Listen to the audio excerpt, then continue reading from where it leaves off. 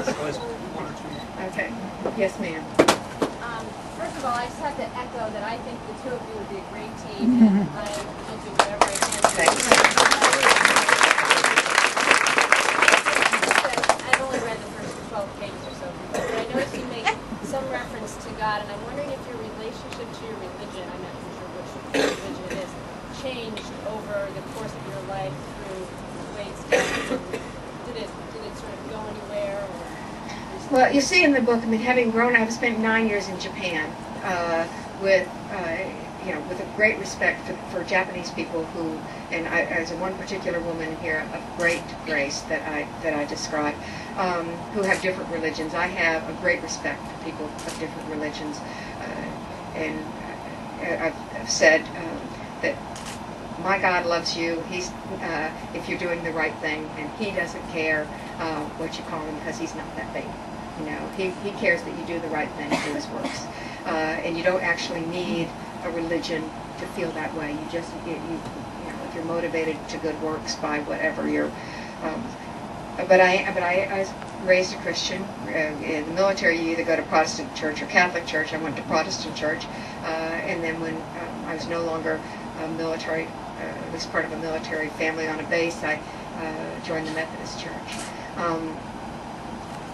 When a child dies, there is a lot of questioning and a lot of trying to figure out exactly what God you've got. If y'all remember Bill Moyer's Genesis program, somebody had said something, well, you know, God wouldn't do this, and he said, you know, we don't get the God we want, we get the God we've got, and sometimes that's not always what you want. And I had to, and everybody in my grieving communities had to do the same thing, sort out that we had a God who didn't intervene. Wade was driving a car down a highway. The wind blew his car off to the side of the road. He was going the speed limit. He was wearing his seatbelt. The child never drank, and yet, you know, the wind blew. I couldn't think of another. I mean, if you read Job, you really can't think of another metaphor for God better than the wind. And so it was easy to say, how could you have not stopped this? But here's a good boy, a righteous boy, who has treated your other children so well, and how could you not intervene? You have to reconcile those things with one another. It is not easy, and in the book I talk about how these communities struggled internally with different views of the gods that they had, and different views of the possibility of eventual reunion. I suppose a lot of people find God after this process because they need Him so much, because that's their path to reunion. I had to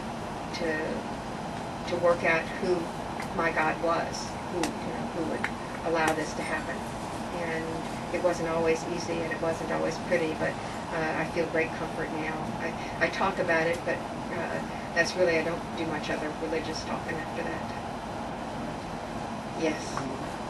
You talk about the necessity of weaving this tapestry, this kind of support group around. What about people who aren't as outgoing as you are, and it's more of a strain for some people? I talked about the necessity of weaving this tapestry, and that may seem easy for somebody who's outgoing, and I plead guilty, but that it's a bit harder for people who are shyer. You can start in such an easy way. You can start by asking the mailman what his name is, her name, the postal worker. You can start by, saying thank you, Amy, at the checkout. You start in those easy ways, and you find out. Emma Claire, who's our 8-year-old, there's a little girl she really is drawn to.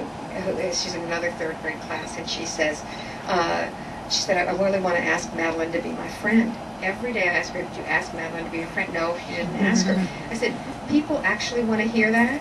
You seem really nice to me, and I'd be interested in having you as a friend.